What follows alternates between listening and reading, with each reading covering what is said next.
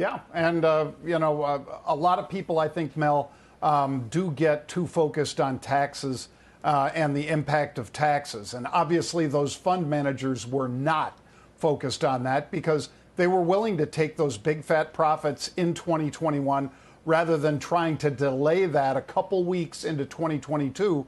And that decision could have cost them 20%, 25% versus, paying taxes on money you've already made.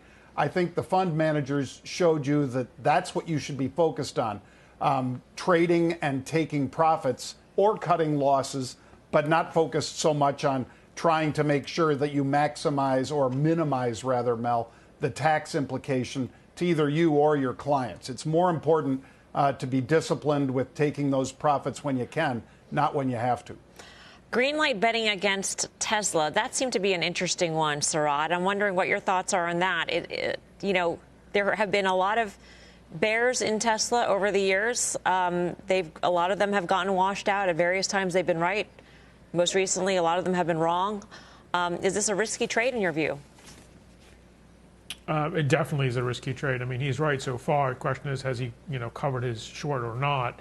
I think Tesla is a very tough stock to short. I mean, the best way to do it is just not own it. But I think this has a lot of momentum behind it. It has a lot of Tesla lovers behind it. And to their credit, they have executed. They have actually produced the cars. Their revenue is growing. They're actually a real company.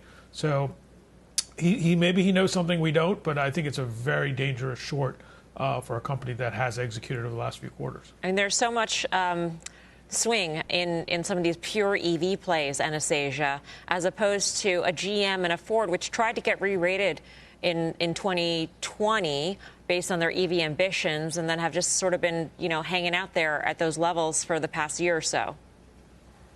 Yeah, Mel, the problem with the whole EV space and playing that through individual companies like GM or Ford is that it's such a crowded field and everybody's trying to build their electric cars. So the trend is certainly your friend, and you got electric vehicle sales that are now approaching 10% of total sales. And in Europe and China, it's more like 20%. So I do like the trend, but I'm not convinced that actually approaching that through the automakers themselves, maybe ex-Tesla, is the best way to go.